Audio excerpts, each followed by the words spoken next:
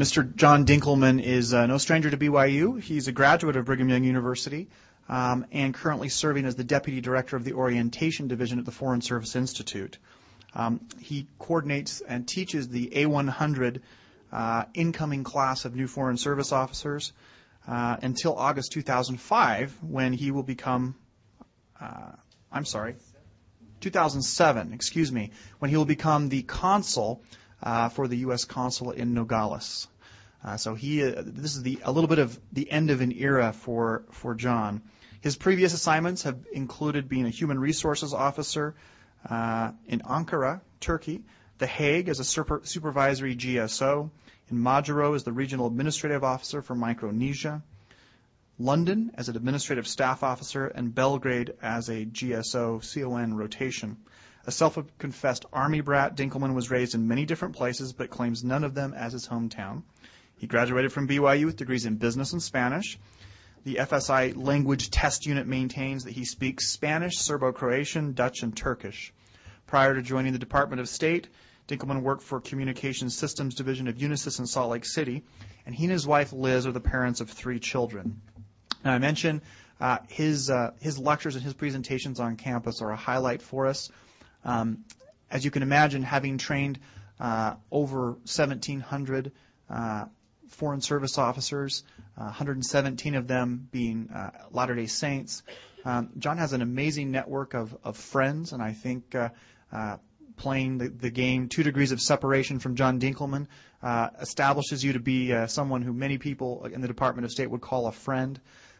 He's truly someone whose raison d'etre is to help students and help people, and I've seen that time and time again. And for that reason, and for reasons I think that will become apparent just shortly to you, it's a great honor for us at the Kennedy Center to welcome back, and please join me in welcoming Mr. John Dinkelman.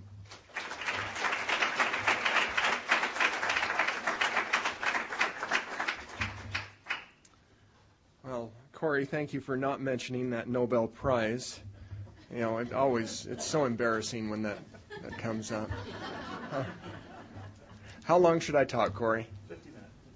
Still about 10 to. And then questions? Including. Oh, including.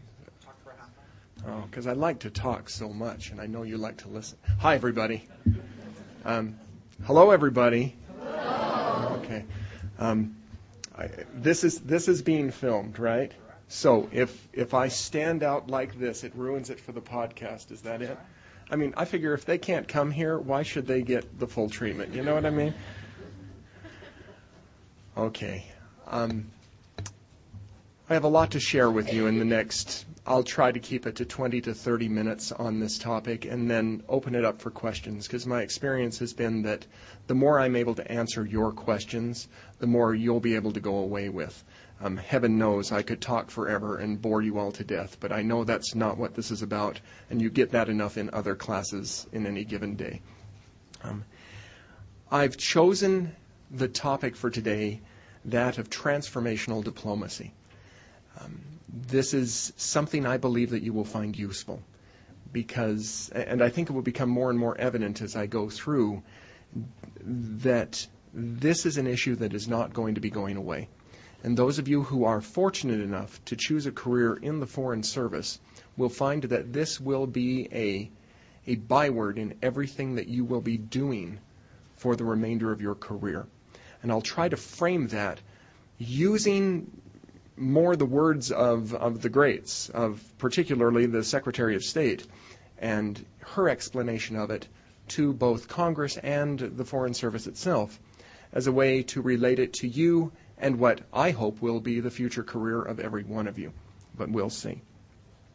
Corey was kind enough to give you some background as to my life and what I have been doing. I would just give you a little bit more context on that so you can tell where I'm coming from. I have been, since 2001, a member of the team that trains all new incoming Foreign Service officers. In 2005, I was elevated from a deputy position to the central position, which I will encumber until my family and I leave for Mexico next August. I have, by far, the coolest job on the face of the earth. in what I think is the greatest profession imaginable. I am the boot camp instructor for America's diplomats.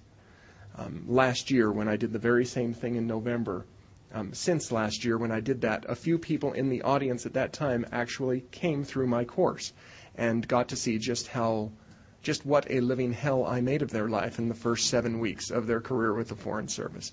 We do wonderful things in this program, essentially bringing a very diverse and different group of Americans. The only thing which they have in common with one another is their desire to be a Foreign Service officer, and mold them in 7 weeks into America's diplomats. It is nothing short of miraculous. We have people who, yes, have doctoral degrees in political science and master's degrees in international relations, but we also have individuals who've never finished high school. All they've been able to do, the only thing in common they've all been able to do, is pass the examination process and demonstrate to our board of examiners that they have the raw skills necessary to represent America. They come from, teaching positions and, very, very high positions in society on second and third careers. But frankly, some of the more interesting people who've come into America's diplomatic corps have been torch singers at nightclubs in New York on Saturday night. And on Monday morning, they're showing up, dropping off the red dress, and putting on the basic, boring gray of a diplomat the Monday morning after.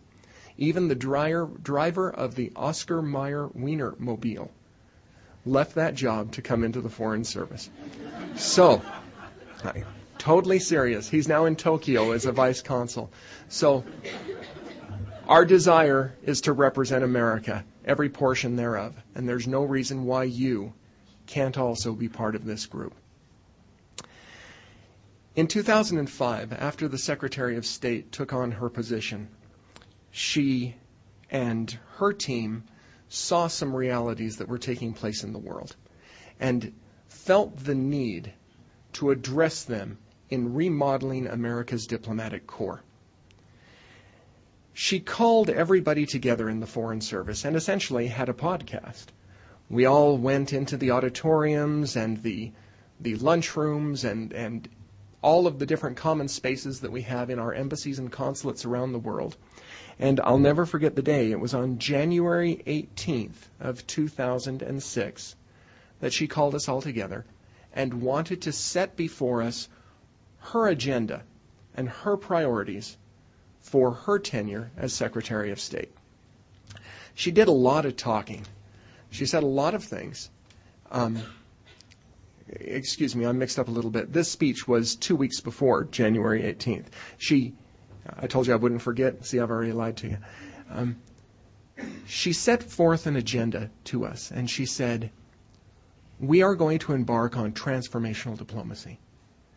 Now, those of you who've studied international relations may remember that there are terms transactional diplomacy and interchanges of different types where one government says to another, do what we want you to do, we won't attack you. That's a good example of transactional diplomacy where there's something in it for me if you do something.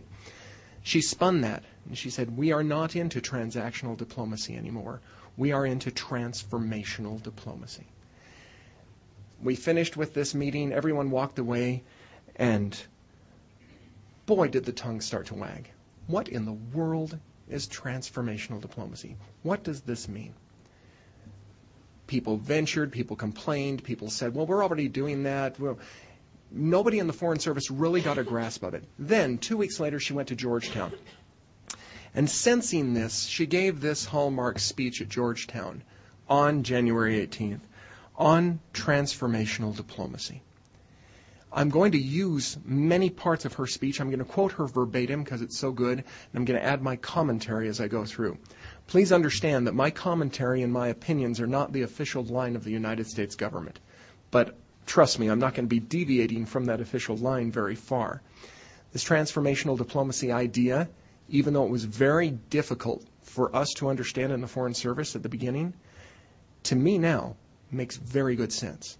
And it is an explanation of how America must proceed in the future in order for us to successfully advocate for and defend the policies and core values of the United States. So forgive me as I refer back to my notes and refer to quotes. I'm going to try to make it as seamless as possible, but by the very nature of it, there will be different sources of things going on. Okay. I have something here I'd like to read to you from her speech, and I think it will help you to get a framework for the next 30 minutes of my talking. The Secretary said in her Georgetown speech, "I would like to define the objective of transformational diplomacy this way: to work with our many partners around the world, to build and sustain democratic, well-governed states that will respond to the needs of their people and conduct themselves responsibly in the international system." Okay, everyone's saying, okay, well, that's cool, but how is that different? What makes a difference? She continued on, and she gave a wonderful historical outline as to where she was coming from as she looked to the future. I'm quoting her now. "Since its creation more than 350 years ago, the modern state system has rested on the concept of sovereignty. It was always assumed that every state could control and direct the threats emerging from its territory. It was also assumed that weak and poorly governed states were merely a burden to their people, or, at most, an international humanitarian concern, but never a true security threat. Today, however, these old assumptions no longer hold. Technology is collapsing the distance that once clearly separated right here from over there. And the greatest threats now emerge more within states than between states. The fundamental character of regimes now matters more than the international distribution of power. In this world, it is impossible to draw neat, clear lines between our security interests, our development efforts, and our democratic ideals. American diplomacy must integrate and advance all of these goals together." She continued to say, "In these extraordinary times, when the very terrain of history is shaking beneath our feet, we must transform old diplomatic institutions to serve new diplomatic purposes." That really encapsulated it. Basically taking everything that you're learning in your diplomatic history courses, everything that you've looked at as a basis of premises to what you're learning here at BYU, and throwing it out. And stating that we have to look at the world differently. Transformational diplomacy, therefore, is an entirely new concept as to how we, the diplomatic corps, are going to engage our international interlocutors in order to further our purposes. It's no longer cups of tea and cookies with suits in London, Paris, and Rome. It is boots. It is anti-malarial pills. It is separation from your family in places like Burundi, Mogadishu, and Fallujah.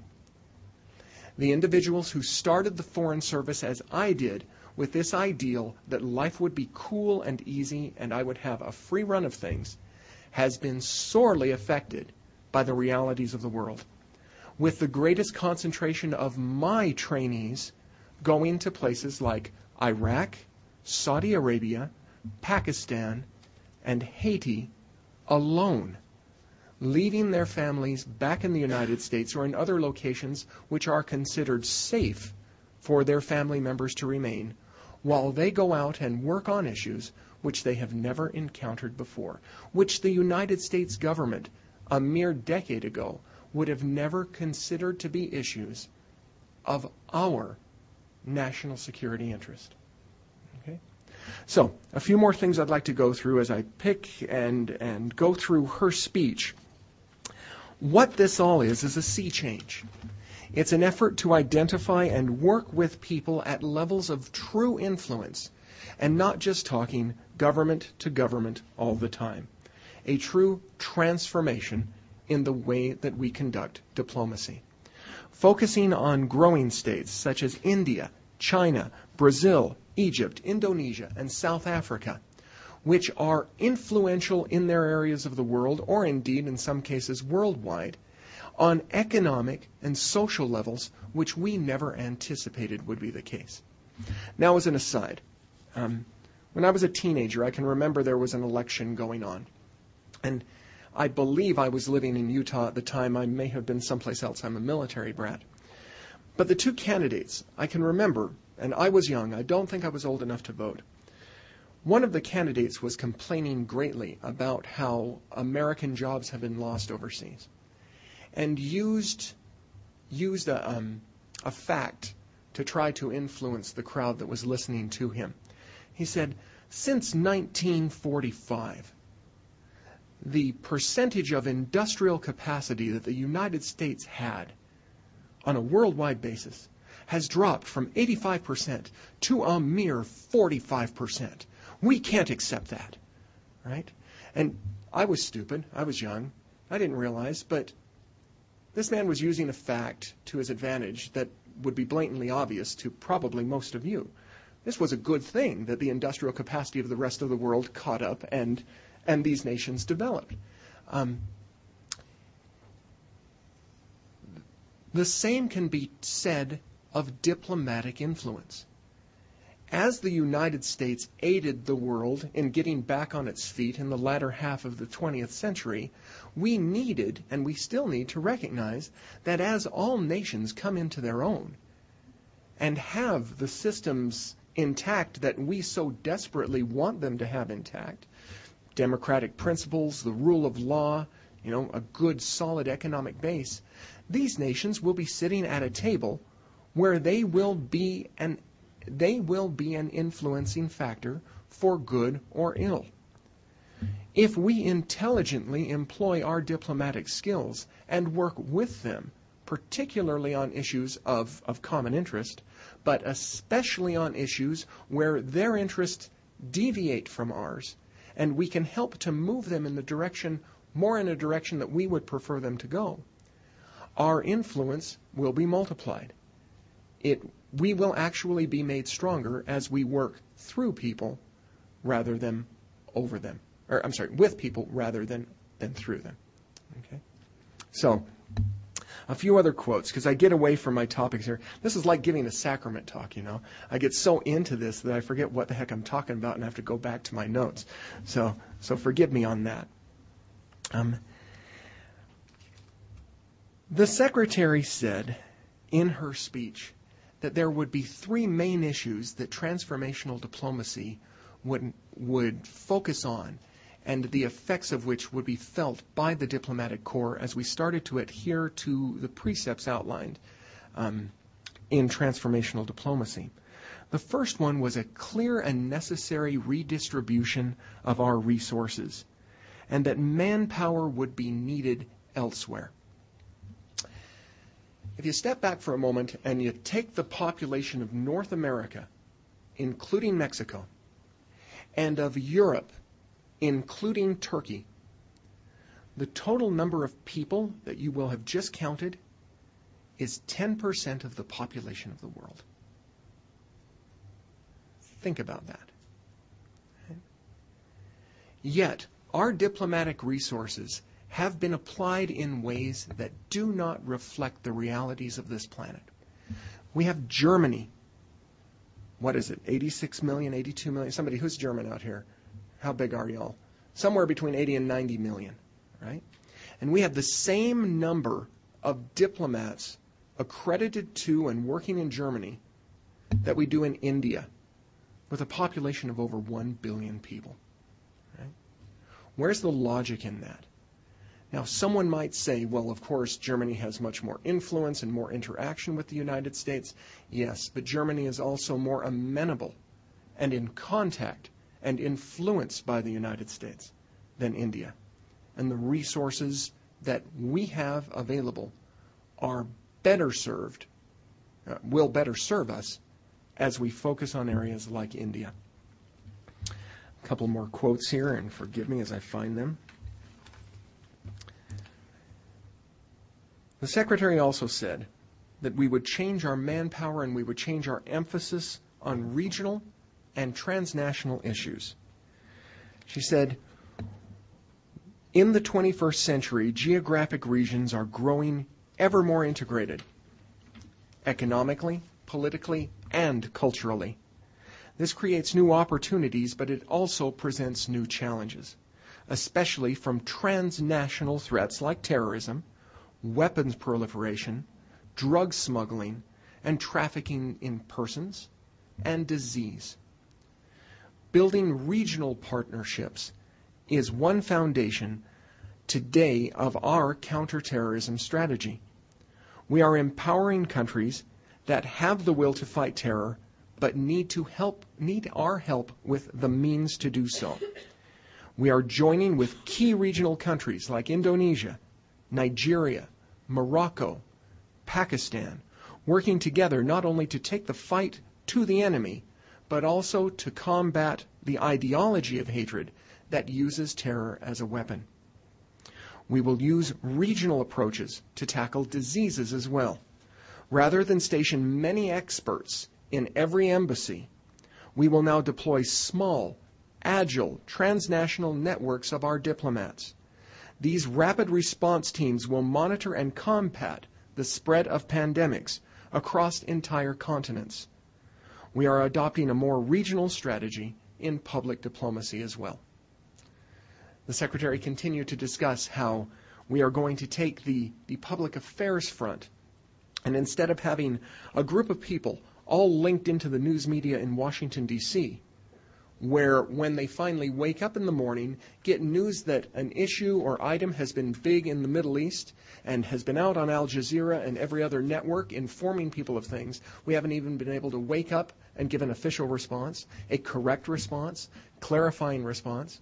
Instead, we will put people on teams in different parts of the world to address those issues and empower them to be able to get in front of the press and discuss with the press issues of the day, of the moment, to be able to put the United States government's position forward instead of waiting to be acted upon. Finally, and I think most important for you as you consider the Foreign Service as a career, is that the Department of State is going and has started to change the way in which we individually represent people around the world, represent our nation around the world.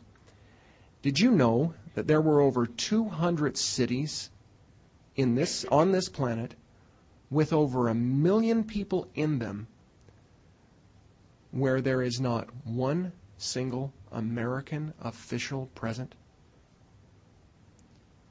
200 million people live in cities where there isn't one representative of the United States government. Right? We have been clumped in capitals, clumped in big cities, large cities, cushy cities, where we could get everything we needed except the representation that our country so badly requires of us. And so, in the past few years, following on examples of pilots which we've used in different countries like France, we are now going into places like Indonesia, China, Egypt, and going into the secondary and tertiary cities and assigning officers to what we are calling American Presence Posts, where if you become a Foreign Service officer and you speak Chinese, you're going to be sent to a city where we have no diplomatic presence whatsoever. And you and your family will live in that city, working on a regional, municipal, or district level with the power brokers, with the movers and the shakers locally to promote and sustain American influence at that level. The interchange between us and the people at a normal level of life, who are then able to see Americans, to understand, in the case of Muslim populations, that we are not simply the product of our television that washes over them every day with messages that you and I find repugnant, yet they believe represent everything we stand for. We American Foreign Service members, officers, specialists, will be out in the field in order to represent the core values and principles that America stands for. The Secretary has pushed this. We have taken over 100 positions that were previously in the large, nice embassies of Western Europe and in Washington, D.C., and created positions to allow officers to go out into the field working on what are the front lines of international diplomacy. This is difficult. This is going to cause a big sea change in the nature of my career. Unlike when I came in, expecting 20 to 30 years of taking my family from place to place, the reality is now that I have to face, and my colleagues, particularly those who are your age, who will be coming into the Foreign Service, the reality that there will be times when you will be separated from your loved ones for longer periods of time. That's going to change the nature of the people that we bring into the Foreign Service. It's going to change us into an organization that more similarly reflects the military than the diplomatic corps which we knew and loved. It's going to be a challenge, but it's also going to provide us with great rewards. One of the other big focuses of transformational diplomacy is the need which we have in the diplomatic corps to work much more closely with the other agencies of the United States government who have an interest in international affairs, particularly the Defense Department. Up until, I'd say, 5 years ago, we proactively stayed away from our colleagues in the field who were from, well, let's say who were fighting a war. In the diplomatic corps, when a nation entered into a war, we left. We would come back to Washington, the military, if necessary, would go in, battles would be fought, people would be killed, lives would be upset, economies would be ruined, and then we, with our colleagues from USAID and other different organizations, would come back in and try to rebuild, or at least help the people to rebuild their country. Iraq and Afghanistan are a prime example of what the future is going to be for the American diplomatic corps. There are over 200 diplomats in Iraq who are working daily in situations which up until the 1990s would have been considered places from which we would be evacuated and would not return until they were stabilized. Right? It's a different world out there. But the job that those people in Iraq are doing to salvage the situation that is in that country is key to the success and democratization of Iraq. And it could not successfully be done without the presence of the American diplomatic corps. I'm just finding a couple other things here. I want to read you this quote on this subject, again from the Secretary of State. In today's world, our diplomats will not only work in different places, they will work in different communities, and they will serve in different kinds of conditions, like reconstruction, stabilization missions, where they must partner more directly with the military. So to advance transformational diplomacy, we are empowering our diplomats to work more jointly with our men and women in uniform.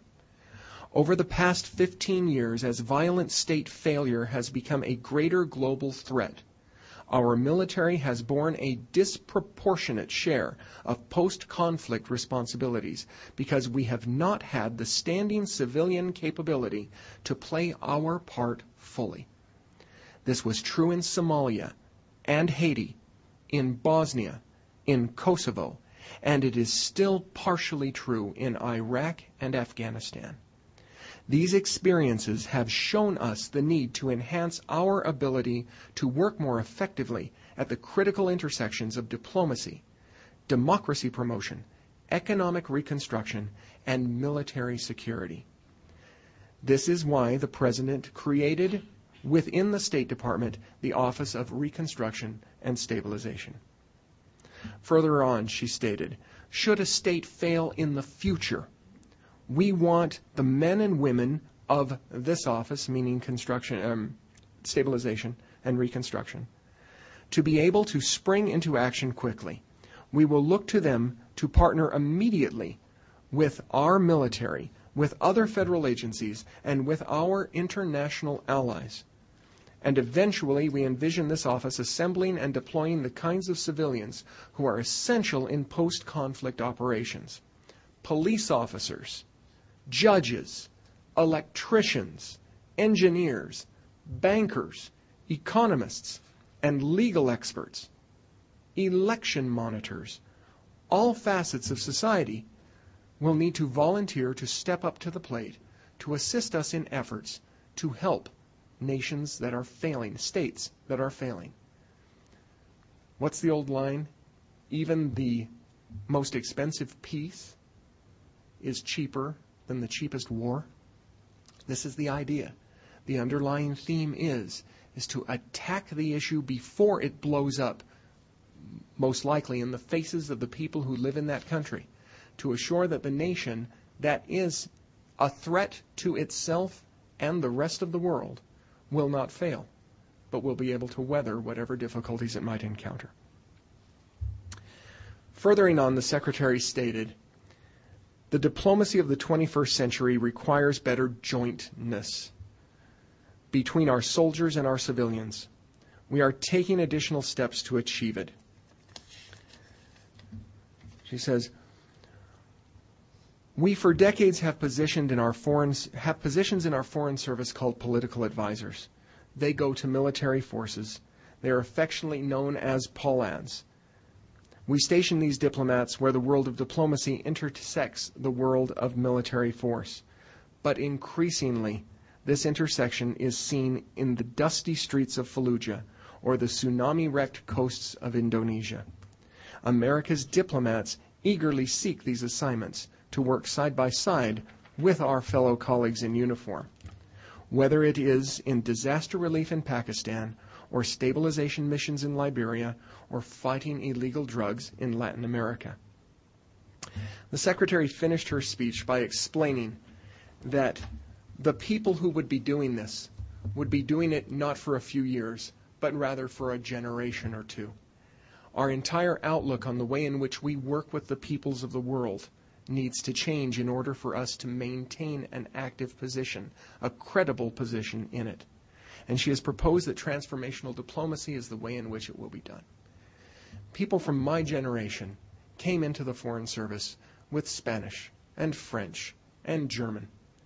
And we went to positions where we worked with these nations on levels from government to government.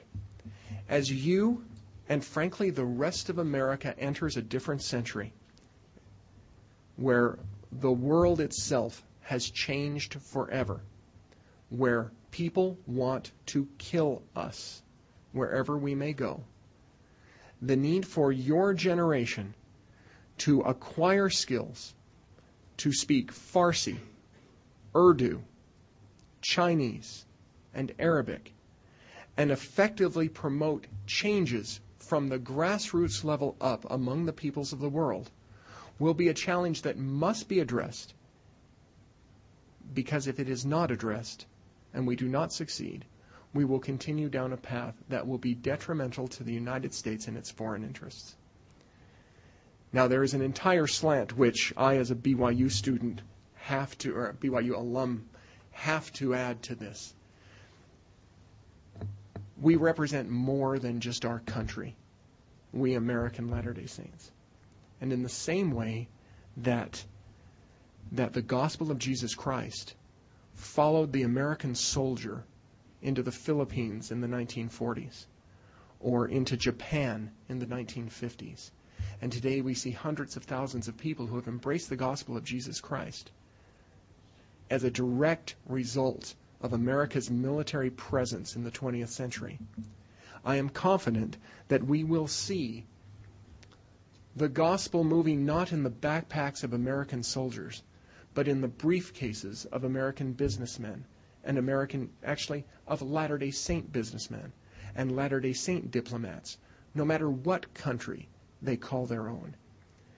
As the world becomes more intermingled, not because of war or military action, but because of transformational diplomacy efforts, you stand at a wonderful junction where you can jump into this and utilize your skills and your abilities on behalf of your nation and also on behalf of the gospel to go places where my generation only dreamed of.